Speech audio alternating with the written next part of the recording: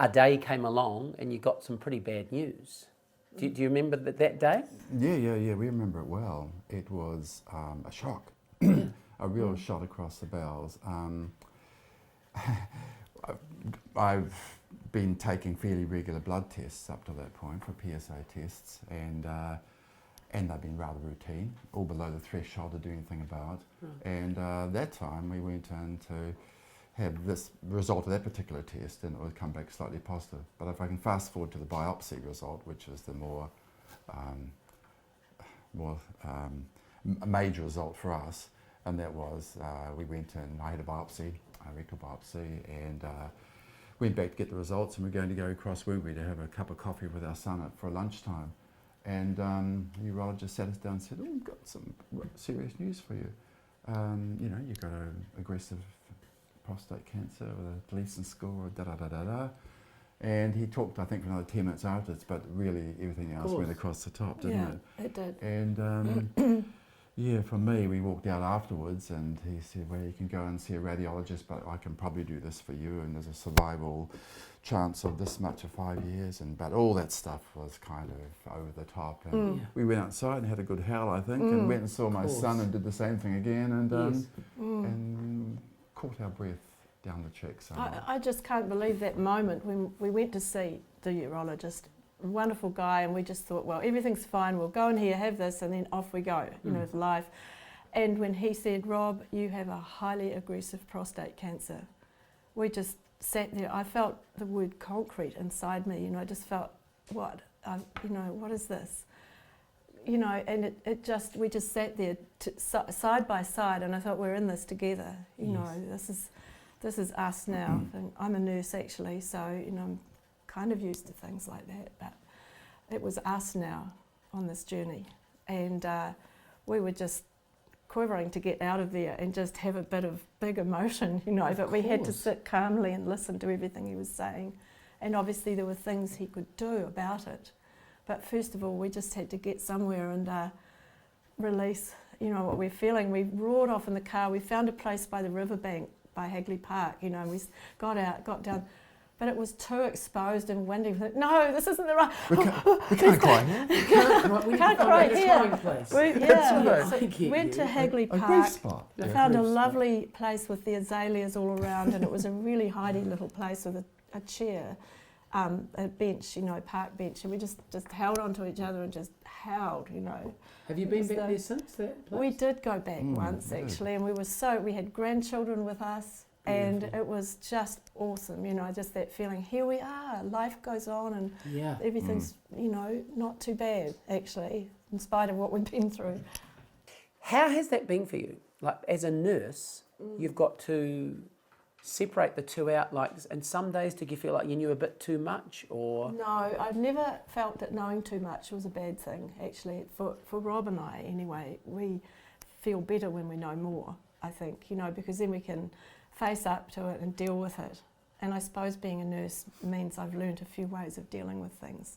Right. And there are ways, and that's what I'd always used to like to tell my patients, don't worry, we'll find a way to deal with all of these things, So that's helped. Yeah. So you go through this absolute shock, which isn't, that lasts for a while, and then I guess you come up with a plan. Yes. Together to get through this, to work through this. Yeah, together. Yes, that's right. It has to be. We're pretty good at sharing stuff. Yeah. And the other thing too is, even though there's all this shocking stuff going over my head, a lot of it, there's a wee bit in being a vet and a nurse. There's a wee bit sort of beginning to get into management mode really early on. Okay, surgery. That's not too unfamiliar for me. I'm usually on the other end of the scalpel, but I can not too freaked out about that. We were advised at that early stage with the urologist to see a radiation oncologist to get the other likely therapy track to get radiation on my prostate. So that occurred quite quickly. So we really had most of the options open to us at that point after we'd had scans and so on to make sure it hadn't metastasised through my body, which it hadn't. Right. And that was the good news. So away we went. This was the first step on our trip, really. A lot of people, a lot of men will watch this and think, right, okay, sure, now hang on. could something be going on, like symptoms-wise? Were you feeling anything? Like, was there... No, I had no symptoms. I regard myself as being reasonably fit, rascal. You know, living on a farm and enjoying sports. This was 10 years ago. I had no symptoms. I had been taking more or less annual PSA tests, blood tests, and And was there a reason for that or not? this is a biggie. My dad died of prostate cancer. Aged, and probably may not be a major contributor to familial prostate cancer, but it does raise the likelihood of getting prostate cancer by maybe 2 to 3 times, having one first-degree relative, like a father or a brother with prostate cancer. So that was another reason why I was a wee bit onto it. My father had prostate cancer. Did he? Yeah. So all of a sudden, you know, you just warning bells, and I think you need to listen to those bells. That's right. But he had no symptoms at all. No. None. No. And so you wouldn't even know. And when they got the result of the biopsy, there he was with a highly aggressive cancer that it was just, in fact, when he had the surgery, it had actually gone beyond the prostate. So, you know, you didn't even know it was there, and it was... But, of course, most people haven't got one that bad. They're usually a lower grade. But here we are, amazingly, it's 9 years later, actually, and Rob's looking great. You are. So don't give up hope, even if it's a high-grade No, exactly. malignant cancer. But the importance of detecting it early is paramount. Yeah. I mean, mine was an aggressive cancer. It's called a Gleason score. Mine was 9, and it's right out there. And in terms of the staging of it, it was involving my prostate, but some of the organs around it. Right. And when the surgeon took the prostate out of me, the margins were positive, and some of the little axillary organs were also positive. So that was why I ended up having to have more radiation and more stuff later on.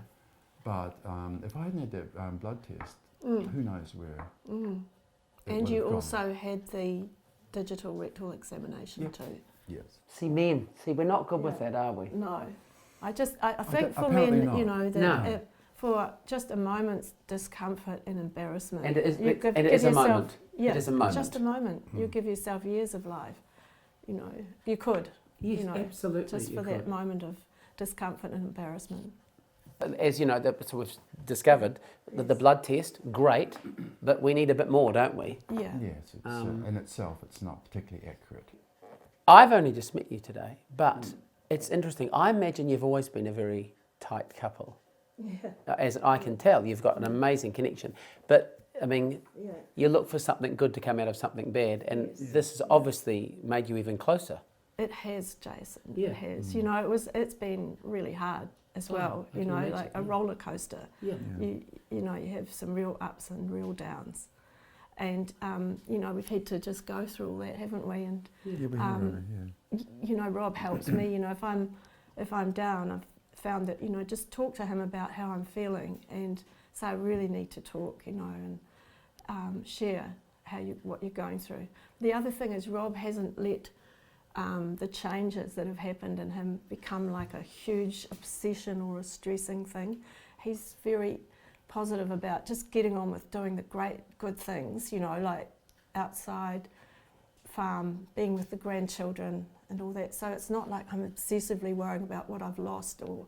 So it Yes. makes him more attractive, actually. You know, so Really? it does, and it's like because he's still very manly. You know, Yes. so Robyn, now we're you don't talking. feel you have to lose all that. You're still No. a man. You know. That's such a great point. Oh, she's wise, isn't she? That's so true. In fact, you've gained. You haven't lost anything. You've actually gained. You have so much, really. I mean, Yeah. as you said, our togetherness has been core, and this Yeah. has really made it much richer. It's made the days, ordinary days, seem more than ordinary days. Yeah. And the other thing that's been major to us is we've got a fairly tight extended family too. Yes. Siblings and a couple of amazing sons and their plethora of kids. I've got 5 grandchildren have all happened since I was diagnosed. Yeah. Well, how much of a gift is that? Right. I notice on the mantelpiece there above the fire, there's the most delightful collection of smiles from your grandchildren, and some might say they are the best medicine. Yes. Yes, they are. Yeah, They are. So it's true. So yeah, there's been some amazingly good things come out of this. Our community in Little River, it's their magic.